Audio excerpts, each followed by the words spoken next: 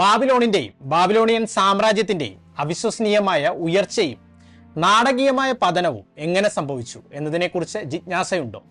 ഈ പുരാതന നാഗരികതയുടെ മഹത്വത്തിൽ നിന്ന് അധപ്പതനത്തിലേക്കുള്ള യാത്രയുടെ പിന്നിലെ രഹസ്യങ്ങൾ കണ്ടെത്തുന്നതിന് മുഴുവൻ വീഡിയോയും കാണുക.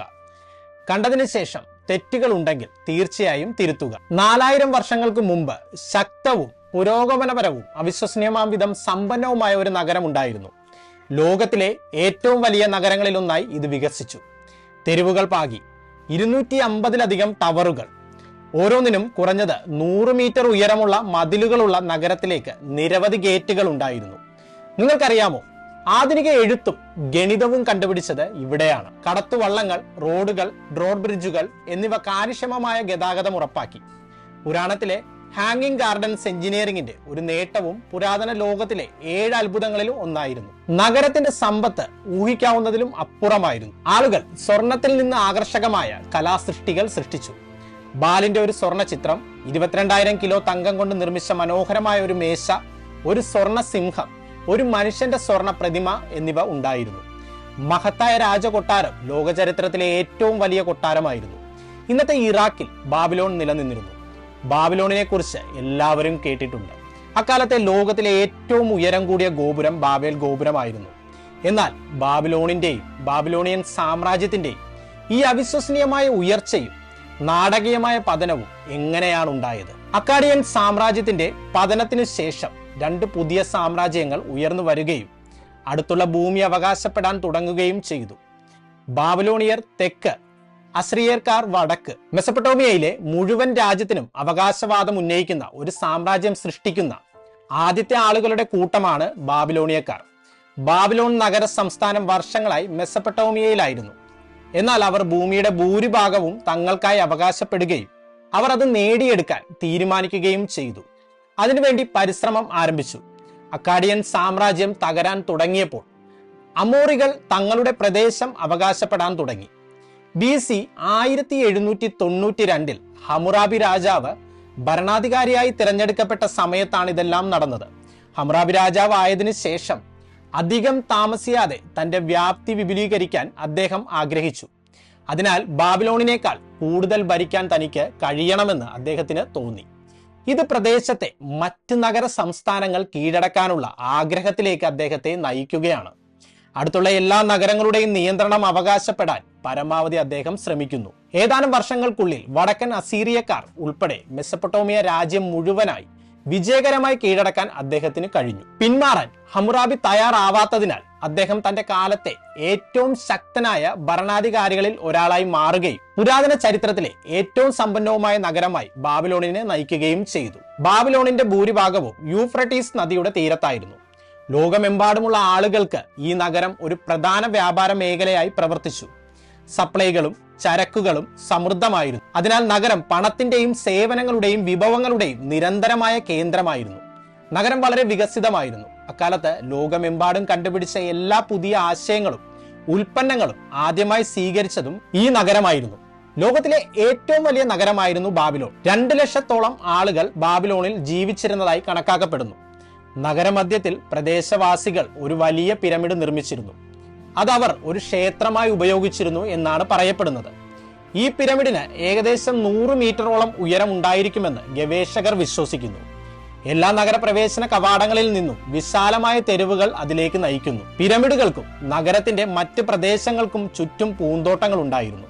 കൊട്ടാരങ്ങൾ, ഗോപുരങ്ങൾ, മനുഷ്യർ ഇതുവരെ കണ്ടിട്ടില്ലാത്തതിൽ നിന്ന് വ്യത്യസ്തമായ മനോഹരമായ കലാസൃഷ്ടികൾ, ശാസ്ത്രം, സംഗീതം, ഗണിതശാസ്ത്രം, ജ്യോതിശാസ്ത്രം, സാഹിത്യം എന്നിവ അതിന്റെ ചുവരുകൾക്കുള്ളിൽ തഴച്ചു വളരുന്ന നഗരം ലോകത്തിന്റെ സാംസ്കാരിക കേന്ദ്രം കൂടിയായിരുന്നു.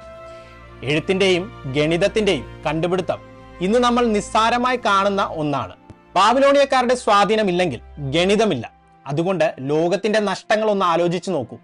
കാലക്രമേണ നഷ്ടപ്പെട്ട ചരിത്രവും മറ്റു വസ്തുതകളും രേഖപ്പെടുത്തുന്നതിനുമുള്ള ഒരു മാർഗമായി എഴുത്തിന്റെ വിവിധ രൂപങ്ങൾ സൃഷ്ടിക്കുകയും എഴുത്തിനെ സാധാരണവൽക്കരിക്കുകയും ചെയ്ത ഒരു പ്രസ്ഥാനമായിരുന്നു അത്. ചക്രം, ആധുനിക കൃഷി, വില്ല്, കലപ്പ, ജലസേചനം കൂടാതെ നമുക്കറിയാവുന്നതുപോലെ മനുഷ്യരാശിയെ കണ്ടെത്താൻ സഹായിച്ച മറ്റ് പല കണ്ടുപിടുത്തങ്ങളും കണ്ടുപിടിച്ചതായി ബാബിലോണിയക്കാർ അവകാശപ്പെടുന്നു. അവരുടെ വിവിധ കണ്ടുപിടുത്തങ്ങൾ ഇല്ലായിരുന്നുവെങ്കിൽ നമ്മൾ ഇന്നത്തെ പോലെ ആകുമായിരുന്നില്ല. രസകരമെന്ന് പറയട്ടെ, ചക്രമല്ലെങ്കിൽ കലപ്പ പോലുള്ള ഈ യന്ത്രങ്ങൾ ആദ്യം കണ്ടുപിടിച്ച പലരും ഈ ആശയങ്ങൾ മാലാഖമാരോ അന്യഗ്രഹ ജീവികളോ നൽകിയതാണെന്ന് അവകാശപ്പെട്ടതായി പറയപ്പെടുന്നു. ഇവയിൽ മിക്കവയുടെയും കണ്ടുപിടുത്തത്തെക്കുറിച്ച് നമുക്ക് കൂടുതൽ അറിയില്ലെങ്കിലും പല ആദിമ മനുഷ്യരും ആകാശത്ത് നിന്ന് ഇറങ്ങി വന്ന ജീവികൾ സന്ദർശിച്ചതായി അവകാശപ്പെടുകയും സമൃദ്ധമായ ജീവിതം നയിക്കാനും ചുറ്റുമുള്ള വിഭവങ്ങൾ എങ്ങനെ പ്രയോജനപ്പെടുത്താമെന്നും അവരെ അറിയിക്കുകയും ചെയ്തു എന്നാണ് വിശ്വസിക്കപ്പെടുന്നത്. ഇത് കൗതുകകരമായ ഒരു കാര്യമാണ്. പക്ഷെ ഞാൻ ഈ വിഷയത്തിന് പുറത്താണ്. തീർച്ചയായും എനിക്കിതിനോട് ചെറിയൊരു വിയോജിപ്പുണ്ട്. നിങ്ങൾക്കോ? എന്തായാലും വെഡ്ജ് ആകൃതിയിലുള്ള അക്ഷരങ്ങൾ കൊത്തിയ കളിമൺ വസ്തുക്കൾ ഉൾപ്പെടുന്ന ഒരു എഴുത്ത് സംവിധാനത്തിന്റെ ആദ്യ രൂപം കണ്ടുപിടിക്കാൻ ബാബിലോണിയക്കാർ സഹായിച്ചു എന്നത് വാസ്തവമാണ്. ഇത് അവരുടെ ചരിത്രത്തിന്റെ ഭൂരിഭാഗവും രേഖപ്പെടുത്താൻ സഹായിച്ചു. അവർ ആദ്യകാല ഗണിതശാസ്ത്രം എങ്ങനെ സൃഷ്ടിച്ചു? ഇത് വീക്ഷണകോണിൽ വയ്ക്കുന്നതിന് പുരാതന ഈജിപ്തിനെ കുറിച്ച് നമുക്ക് അറിയാവുന്നതിനേക്കാൾ പുരാതന ബാബിലോണിനെ കുറിച്ച് കൂടുതൽ അറിയാൻ ഈ എഴുത്ത് രീതികൾ നമ്മെ സഹായിച്ചിട്ടുണ്ട്. ആധുനിക ഗണിത ശാസ്ത്രത്തിന്റെ അടിസ്ഥാന കാര്യങ്ങളും ബാബിലോണിയക്കാർ കണ്ടുപിടിച്ചു. ഭൂമി അളക്കാനും ആളുകൾക്ക് നികുതി ചുമത്താനും വിവിധ വ്യാപാര ഇടപാടുകൾ നടത്താനും ഗണിതശാസ്ത്രം ഉപയോഗിച്ച ആദ്യത്തെ നാഗരികത അവരായിരുന്നു. ഒരു ചാന്ദ്ര കലണ്ടർ സൃഷ്ടിക്കുന്നതിന് രാത്രി ആകാശത്തെ രേഖപ്പെടുത്താൻ അവർ നമ്പറുകൾ ഉപയോഗിച്ചു. വലിയ സംഖ്യകളെ പ്രതിനിധീകരിക്കാൻ ചിഹ്നങ്ങൾ ഉപയോഗിച്ച ആദ്യത്തെ നാഗരികത അവരായിരുന്നു. ഉദാഹരണത്തിന്, ഒരു വ്യക്തിക്ക് 50 ബെയിൽ ഗോതമ്പുണ്ടെന്ന് രേഖപ്പെടുത്തണമെങ്കിൽ ഇത് പ്രതിനിധീകരിക്കുന്നതിന് യഥാർത്ഥത്തിൽ 50 വ്യക്തിഗത ചിഹ്നങ്ങൾ വരയ്ക്കേണ്ടതുണ്ട്. എന്നിരുന്നാലും അവരുടെ എഴുത്ത് കൂടുതൽ കാര്യക്ഷമമായി തീർന്നപ്പോൾ 1, 10, 60 എന്നിങ്ങനെയുള്ള സംഖ്യകളെ പ്രതിനിധീകരിക്കാൻ ആദ്യത്തെ അബാക്കസ് വികസിപ്പിച്ചെടുത്തുവെന്ന് വിശ്വസിക്കാൻ എനിക്ക് കാരണമുണ്ട്. അത് അടിസ്ഥാനപരമായി ഒരു കാൽക്കുലേറ്ററിന്റെ ആദ്യകാല പതിപ്പാണ്, സംശയമില്ല. ഹമ്മുറാബി കോഡ് നിയമങ്ങൾ എഴുതണമെന്ന് അഭ്യർത്ഥിച്ച ആദ്യത്തെ വ്യക്തി ഹമ്മുറാബി രാജാവാണെന്ന് അറിയുന്നത് നിങ്ങളെ ഞെട്ടിച്ചേക്കാം.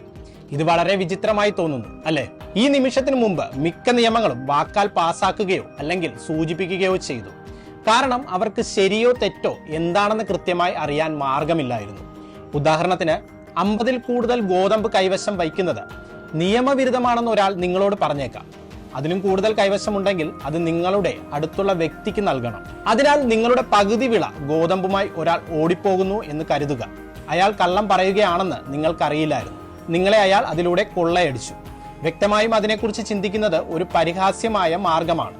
പക്ഷേ അത് ഹമ്മുറാബി നിയമങ്ങൾ എഴുതാൻ തീരുമാനിക്കുന്നതിന് മുൻപ് ആയിരുന്നു എന്ന് മാത്രം. രാജാവ് നിയമവിരുദ്ധമായി പരിഗണിക്കുന്നത് എന്താണെന്നറിയാൻ ഉറപ്പായ മാർഗമില്ലാത്ത സാഹചര്യത്തിൽ അതിന് രാജ്യത്തെ വിവിധ നിയമങ്ങൾ പട്ടികപ്പെടുത്തുന്ന ഭീമാകരമായ തൂണുകൾ സൃഷ്ടിക്കാൻ ഹമ്മുറാബി തന്റെ ചില തൊഴിലാളികളോട് ആവശ്യപ്പെടുന്നു. അക്കാലത്ത് വെറും 282 നിയമങ്ങൾ മാത്രമേ ഉണ്ടായിരുന്നുള്ളൂ. ഇന്നത്തെ ലോകത്തിൽ ആയിരക്കണക്കിന് നിയമങ്ങൾ നാം പാലിക്കേണ്ടതുണ്ട്. ഹമ്മുറാബിയുടെ മിക്ക നിയമങ്ങളും വിചിത്രമായി നിർദ്ദിഷ്ടമായിരുന്നു. എന്നാൽ സമാനമായ സാഹചര്യങ്ങൾ ഉണ്ടായാൽ ഉപയോഗിക്കാവുന്ന മാർഗനിർദ്ദേശങ്ങൾക്കായി ഈ നിയമങ്ങൾ പ്രവർത്തിക്കും. ഉദാഹരണത്തിന്, നിങ്ങളുടെ അയൽക്കാരൻ നിങ്ങളുടെ ഗോതമ്പ് മുഴുവൻ അവന് നൽകാൻ നിങ്ങളെ ഭീഷണി മുഴക്കിയാൽ നിങ്ങൾ നിയമപരമായി എന്ത് ചെയ്യണമെന്നതിനെക്കുറിച്ച് നിയമങ്ങൾ ഉണ്ടായിരുന്നു. ബിസിനസ്സുകളെ നിയന്ത്രിക്കുകയും തൊഴിലാളികൾക്ക് അവരുടെ വേതനം ഉറപ്പാക്കുകയും വ്യാപാരം, വാടക വിലകൾ, അടിമ വിലകൾ എന്നിവയ്ക്ക് നിയമങ്ങൾ നിശ്ചയിക്കുകയും ചെയ്യുന്ന ടൺ കണക്കിന് നിയമങ്ങൾ ഉണ്ടായിരുന്നു. ക്രിമിനൽ സ്വഭാവമായി പരിഗണിക്കപ്പെടേണ്ട കാര്യങ്ങളും നിങ്ങൾ നിയമം ലംഘിച്ച് പിടിക്കപ്പെട്ടാൽ എന്ത് സംഭവിക്കുമെന്നും വ്യക്തമാക്കുന്ന വ്യക്തമായ നിയമങ്ങളും ഉണ്ടായിരുന്നു.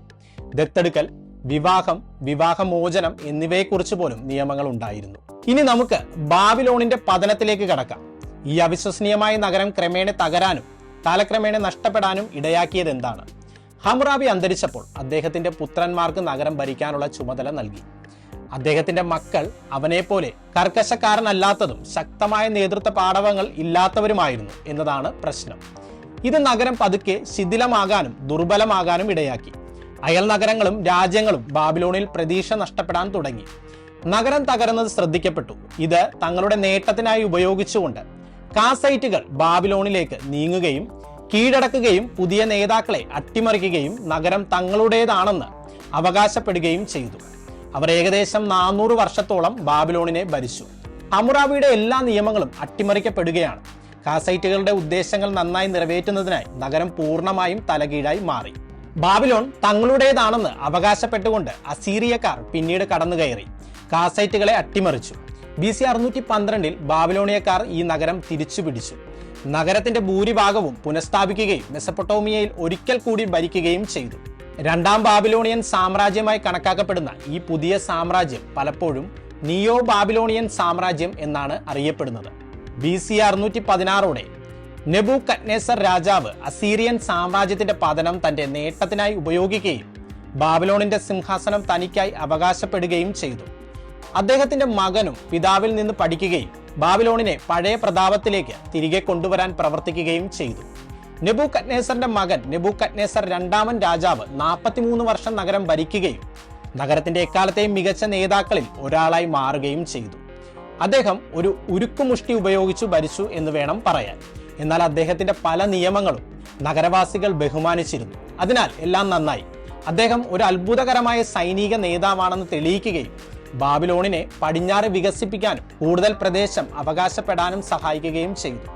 ബൈബിളിലെ വിവിധ കഥകൾ അനുസരിച്ച് 70 വർഷത്തോളം എബ്രായരെ പിടികൂടി അടിമത്തത്തിലേക്ക് നിർബന്ധിതരാക്കുന്നത് കണ്ട സൈന്യത്തെ നയിച്ചത് അദ്ദേഹമായിരുന്നു. നെബൂഖദ്നേസർ മരിച്ചതിന് ശേഷം നഗരം വീണ്ടും തകർന്നു തുടങ്ങി. BC 529 ആയപ്പോഴേക്കും പേർഷ്യക്കാർ ഈ നഗരം അവകാശപ്പെട്ടു. ഇപ്പോൾ പേർഷ്യൻ സാമ്രാജ്യത്തിന്റെ ഭാഗമായി ഇത് പട്ടികപ്പെടുത്തിയിട്ടുണ്ട്. നഗരം പുനഃസ്ഥാപിക്കാൻ നെബൂഖദ്നേസർ ചെയ്തതെല്ലാം ഒരിക്കൽ കൂടി പൂർവ്വസ്ഥിതിയിലായി. ബാബിലോണിൽ നിന്ന് പുറത്തുവന്ന ഏറ്റവും അവിശ്വസനീയമായ കാര്യങ്ങളിൽ ഒന്നാണ് ബൈബിളിൽ പരാമർശിച്ചിരിക്കുന്നതും ചരിത്രം തെളിയിക്കുന്നതുമായ കുപ്രസിദ്ധമായ ബാബേൽ ഗോപുരത്തിന്റെ കണ്ടുപിടുത്തം. മഹാപ്രളയം ഭൂമുഖത്തുള്ള എല്ലാവരെയും നശിപ്പിച്ചതിന് തൊട്ടു പിന്നാലെയാണ് ഈ കെട്ടിടം നിർമ്മിച്ചത്. ബൈബിൾ വിവരണങ്ങൾ അനുസരിച്ച് മെസപ്പൊട്ടോമിയയിലെ എല്ലാ നിവാസികളും ഒരേ ഭാഷ സംസാരിക്കുമ്പോഴാണ് ബാബേൽ ഗോപുരം നിർമ്മിച്ചത്. അവർ പ്രദേശത്ത് താമസമാക്കിയപ്പോൾ ആകാശത്ത് എത്തുന്ന ഒരു വലിയ ടവർ നിർമ്മിക്കാൻ അവർ ആഗ്രഹിച്ചു. ആത്യന്തികമായി സ്വർഗത്തിലെത്താൻ വേണ്ടിയാണ് പ്രദേശവാസികൾ ടവർ നിർമ്മിച്ചതെന്ന് ചിലർ വിശ്വസിക്കുന്നു. മറ്റുള്ളവർ ഇത് മറ്റൊരു വലിയ വെള്ളപ്പൊക്കത്തിൽ മുങ്ങിപ്പോകാതിരിക്കാൻ വേണ്ടിയാണെന്ന് കരുതുന്നു. രണ്ടായാലും ദൈവത്തിന് മറ്റ് പദ്ധതികൾ ഉണ്ടായിരുന്നുവെന്ന് ബൈബിൾ വിവരണങ്ങൾ പറയുന്നു. മാതൃഭാഷ മറന്ന് പുതിയ ഭാഷകൾ സംസാരിക്കാൻ പ്രേരിപ്പിച്ച് ജനങ്ങളെ ആശയക്കുഴപ്പത്തിലാക്കുകയും അവർക്ക് അതുവഴി ആശയവിനിമയം നടത്താൻ കഴിഞ്ഞില്ല. അതിനാൽ ടവറിന്റെ നിർമ്മാണം പെട്ടെന്ന് തകർന്നു. ഇതിൽ നിങ്ങൾ ഏതു വിശ്വസിക്കുന്നു? ബാബിലോണിലെ എറ്റേമെനാങ്കിയാണ് ഏറ്റവും മികച്ച സ്ഥാനാർത്ഥിയെന്ന് ഗവേഷകർ വിശ്വസിക്കുന്നുണ്ട്. ഈ ഗോപുരം ബാബിലോണിന്റെ രക്ഷാധികാരിയായ മർദൂക്കിന് സമർപ്പിച്ചതാണെന്ന് ആരോപിക്കപ്പെടുന്നു. ഇതുപോലുള്ള നിരവധി ക്ഷേത്രങ്ങൾ ഈ പ്രദേശത്ത് കണ്ടെത്തിയതിനാൽ അത്തരമൊരു കെട്ടിടം ബാബേൽ ഗോപുരത്തിന്റെ അടിസ്ഥാനമായിരിക്കാമെന്ന് അർത്ഥമാക്കുന്നു. സദാം ഹുസൈന്റെ ഭരണത്തിന് കീഴിൽ ഇറാഖി ഗവൺമെന്റ് ബാബിലോൺ ഖനനം ചെയ്യുന്നതിനും നഗരത്തെ പുനരുജ്ജീവിപ്പിക്കുന്നതിനുമുള്ള ഒരു ദൗത്യത്തിന് നേതൃത്വം നൽകി. എന്നിരുന്നാലും 2003 അമേരിക്ക ഇറാഖ് ആക്രമിച്ചതിന് ശേഷം അവരുടെ പദ്ധതികൾ പൂർണ്ണമായും തകർന്നു. 2009 ഈ പ്രദേശം വിനോദസഞ്ചാരികൾക്കായി വീണ്ടും തുറന്നുകൊടുത്തു. എന്നാൽ പദ്ധതി ഒരിക്കലും പൂർത്തിയായില്ല. ഉള്ളടക്കത്തെ മുഴുവനായി പറഞ്ഞാൽ ആധുനിക ഇറാഖിൽ സ്ഥിതി ചെയ്യുന്ന പുരാതന ലോകത്തിലെ ഏറ്റവും പ്രശസ്ത നഗരങ്ങളിൽ ഒന്നായിരുന്നു ബാബിലോൺ. നിരവധി പുരാതന മെസപ്പൊട്ടേമിയൻ സാമ്രാജ്യങ്ങളുടെ തലസ്ഥാനമായിരുന്നു ഇത്.